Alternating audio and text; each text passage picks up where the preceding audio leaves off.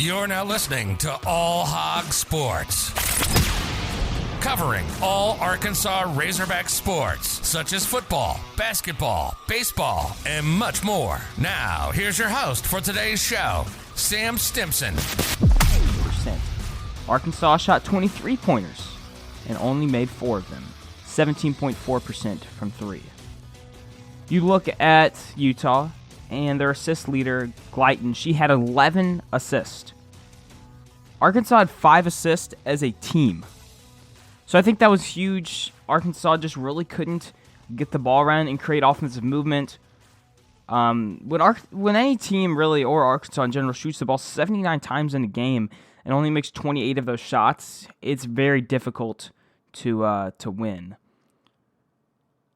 Arkansas 35.4% from the floor in this one. Utah at 51.6%.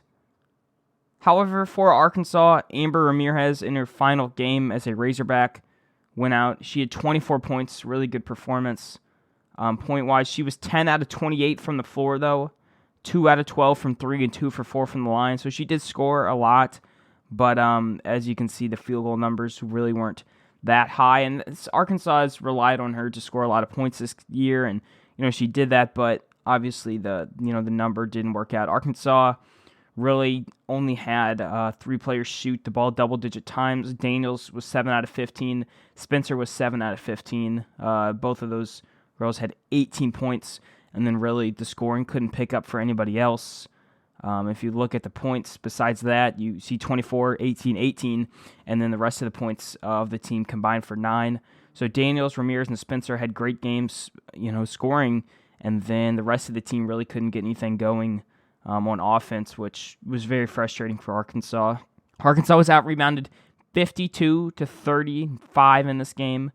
I rebounded by 7. Like I said, Utah had 20 assists on 32 made baskets, really distributing the ball well. They had 15 three-pointers as well out of their 32 made shots. So they were really just moving the ball around effectively. Something Arkansas did do good, though, is they forced 19 turnovers on Utah.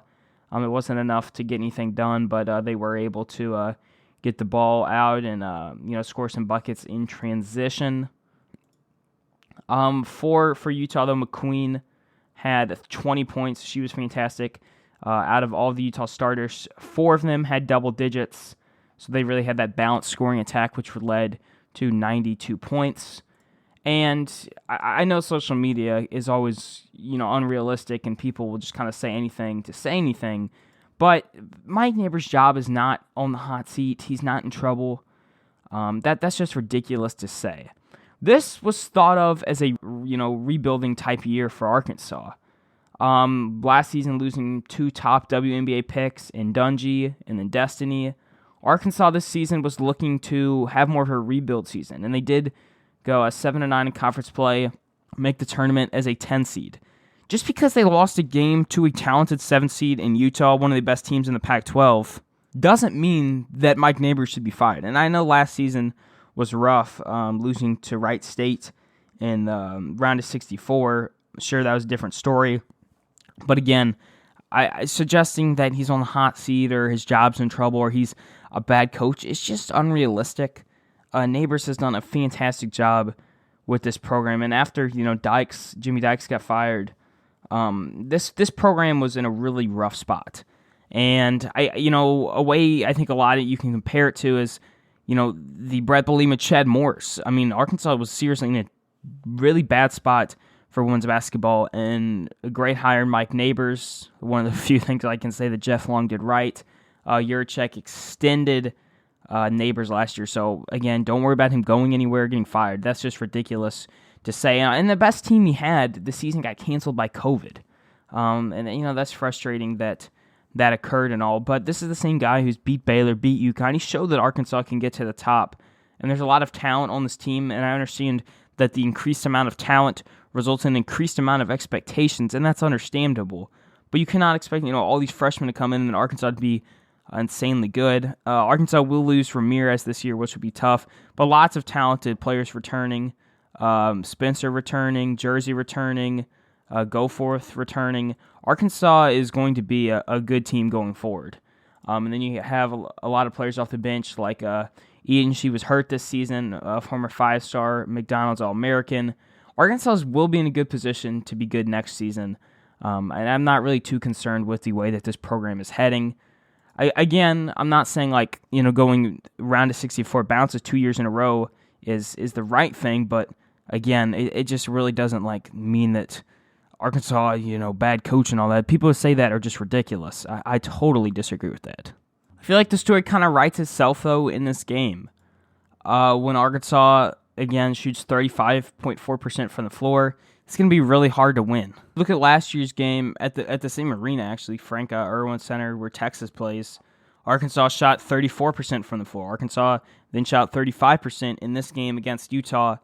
Last season, Arkansas was 7 out of 22 from three-point land. In this one, Arkansas was 4 out of 23.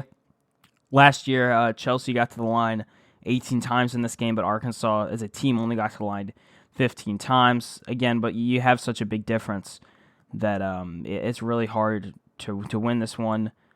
I did think Arkansas was going to win this one. It was really a 50-50 game, though, as a lot of those 7-10 games can be like that.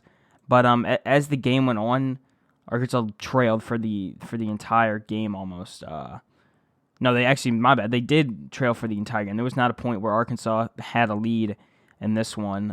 And playing from behind is tough, too. That's why I think it's really important to get on a good start. And then if you don't get on a good start, you've got to cut into that lead, kind of eat into those scoring discrepancy.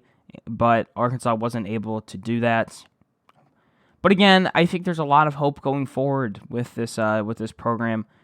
Again, lots of talented freshmen are returning for Arkansas, and they'll have a lot to build on. I mean, last season they lost Thomas, they lost Chelsea, and they lost Destiny. They only returned 2 starters in Daniels and Ramirez, and they still ended up making the tournament this season. Lots to look forward to, though, next season. Again, it was a rebuilding year, and Arkansas still made the round of 64. Tough loss here, but don't let it defy a season where Arkansas outdid expectations.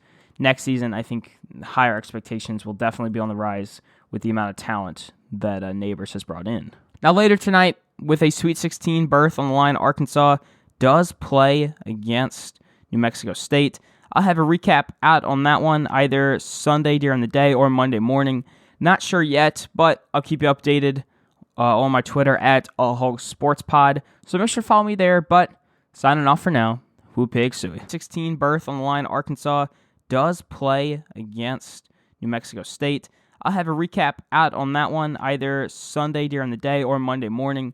Not sure yet, but I'll keep you updated on my Twitter at AllHogSportsPod. So make sure to follow me there, but signing off for now. Whoop Pig Suey. That's all for today's episode of All Hog Sports with Sam Stimson. Make sure to stay tuned for the next episode covering all Arkansas Razorback sports. If you enjoyed today's episode, please subscribe and leave a 5-star review on Apple Podcasts. Follow us on social media too. On Twitter and Instagram at All Hog Sports Pod. Like on Facebook at All Hog Sports and Arkansas Razorbacks Podcast. And on YouTube at that same name. Thanks for tuning in to today's episode. Go Hogs!